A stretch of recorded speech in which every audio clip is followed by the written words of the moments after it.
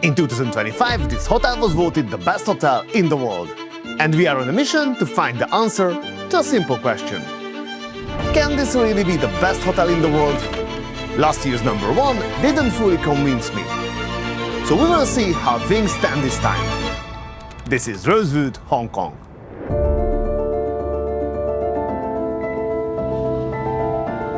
As we enter the hotel, they are already waiting for us. Hong Kong, Mr. Walker. Good to meet you. Nice to meet you. So I'll bring you to the room for the evening check-in. Perfect, sir. There isn't much time to look around because we head straight to the room where the check-in happens.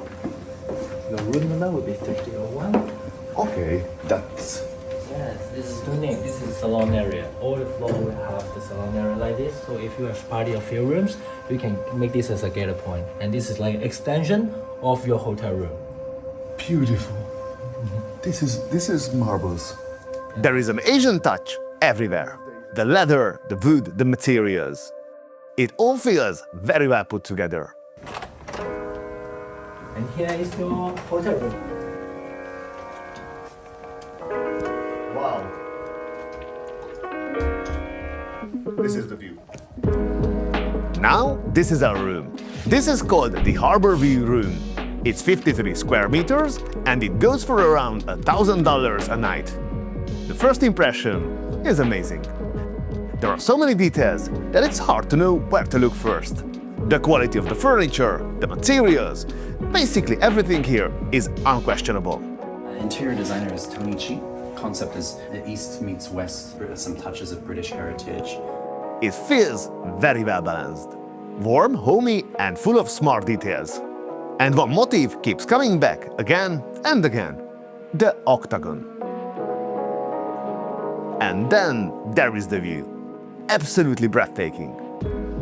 The only thing, maybe a little bit, just a little bit too much of the furniture for that size of the room. This is maybe a little bit narrow for me. It feels just a little bit narrow. It's just not enough space. I'm a big guy, so I need to go like that. That's my only concern.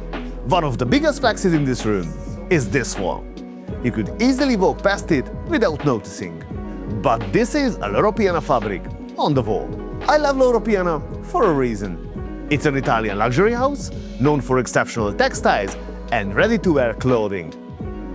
This is quiet luxury done properly. I love this painting and the way it is displayed.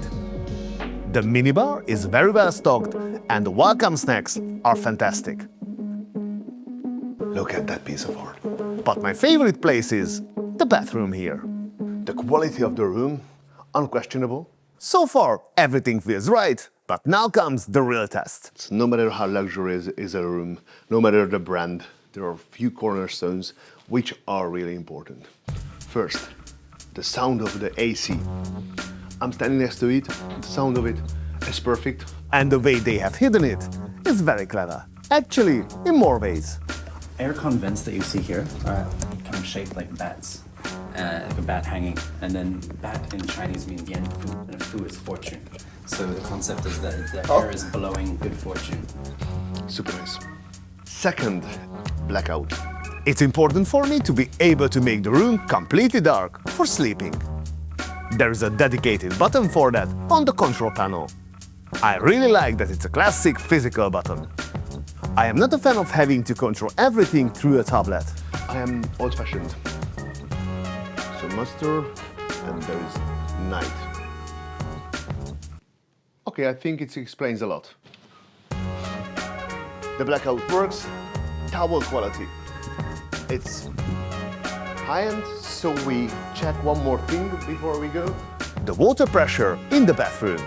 Sometimes you get these all fancy looking showers, then you stand under the water and it barely pours.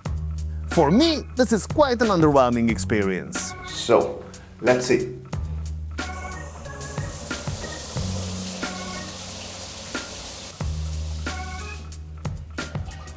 Eight out of 10, maybe 9. The only downside is that I need to wait at least 1 minute to have hot water. So it seems like my cornerstones are intact. Now let's take a walk. As you already saw in the room, we are at the waterfront. Rosewood is actually part of a property development called Victoria Dockside. It's a complex that includes office spaces, apartments, shopping center, and of course this building, which is amongst the top 10 tallest in Hong Kong. This building itself is 65 stories and 270 meters tall. But the hotel actually occupies about 20 floors, starting from the higher levels. It opened in 2019 and quickly became a renowned place for travelers who were looking for exceptional quality. Before 2025, it was already several times on the world's 50 best hotels list. Then, in 2025, it reached the first spot and was also awarded with 3 Michelin keys, which they still hold. We are quite hungry and we can choose from several restaurants. There are 11 different restaurants and bars in this one building, including French, Italian, authentic Cantonese and Indian cuisine. I decided to stay on the European side for lunch and check out an Italian restaurant called Blue House. This is our a la carte menu. The menu looks great. It features a lot of classic Italian dishes from all over Italy. I ordered just a few items, which we will split among us. And here they are, all at once. We have anchovy salad, pizza with parm ham and prosciutto, a classic carbonara and a clam and broccoli pasta.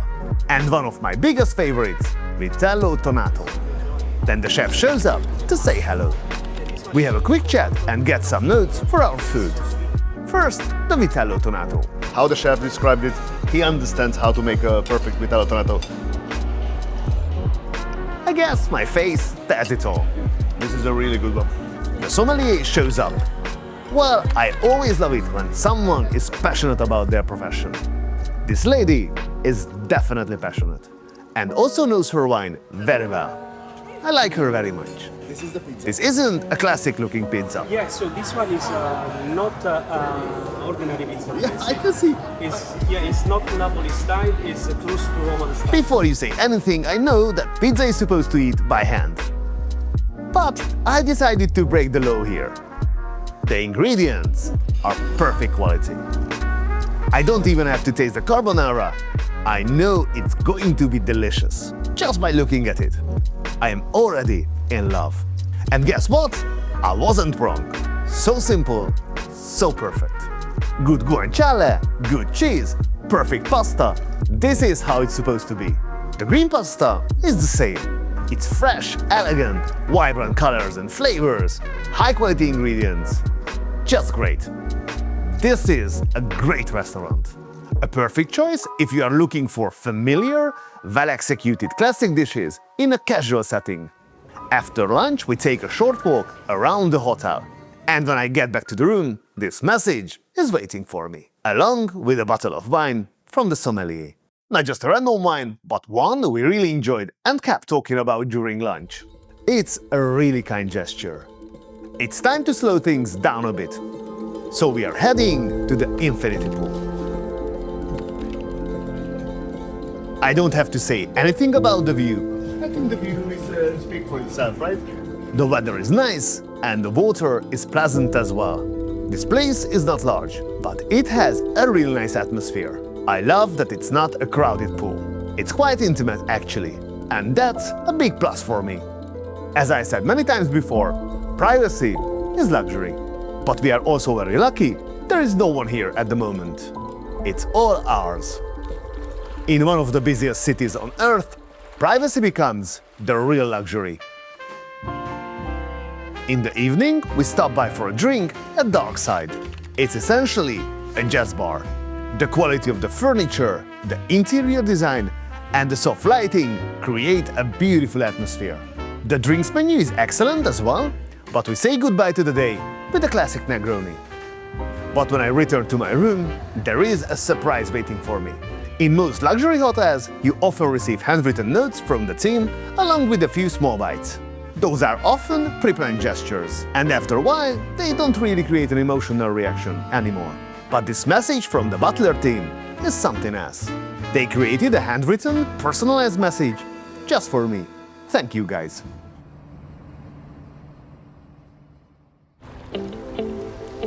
Well, good morning. And what a good morning it is, indeed. Waking up to complete darkness, and when the curtain rolls, this view. It's just, oh my god. The bed was super comfortable. I had a good rest. It's time to have a breakfast. Lately, we have been to places where the breakfast offering was absolutely next level. So now, staying at a hotel voted the best in the world, I am paying close attention to what a breakfast looks like here. This is the Manor Club, and we are having the perfect view of Hong Kong.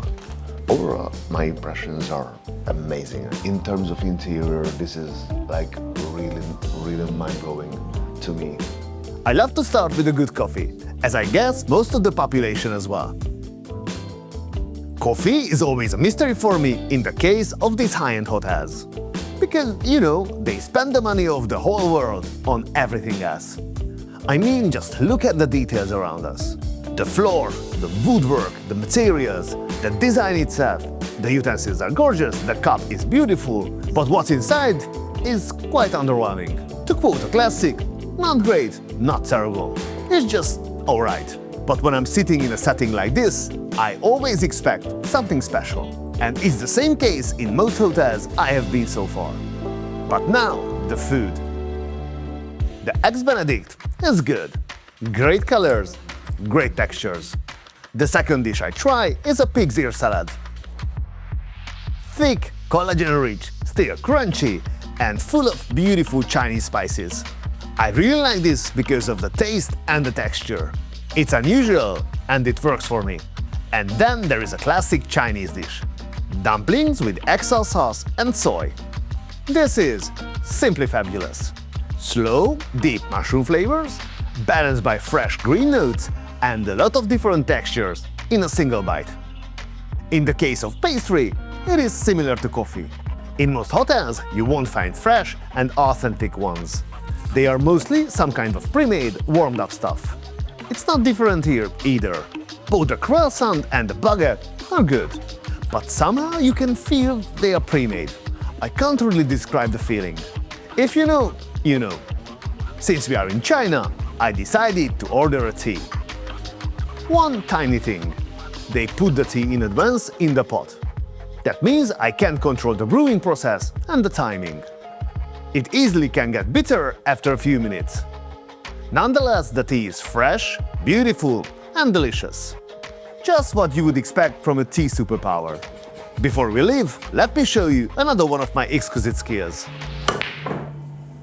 We spend the rest of the day outside the hotel, tasting local food and visiting a nearby market. But later in the afternoon, we have a special event to attend. We are staying at the hotel that was voted the best in the world. But there is something else here that's also considered the best: the afternoon tea. In 2025, it was named the world's best afternoon tea by La Liste. I've experienced afternoon tea in quite a few places before, but honestly, I have no idea what to expect from the best in the world. To find out, we head toward the butterfly room. The interior is gorgeous, I love the space and the ambience. There are plenty of options, but I decided to go with the pure tea. But before it, we start with a glass of sparkling tea. Then right away, the tea. The utensils are great, everything is high quality, and the tea doesn't disappoint either. It's rich, I sense a lot of spices in there. The quality of the tea is next level. Despite we are quite full after our delicious lunch, we can't resist ordering some bites. The first one is some kind of mushroom bite with some truffles. Nice, delicious, rich in umami, and I love the dough. It reminds me of fortune cookies. We have quail egg salad with truffle and butternut squash, Peking duck with caviar, crab with Japanese sea urchin, and salmon with red prawn.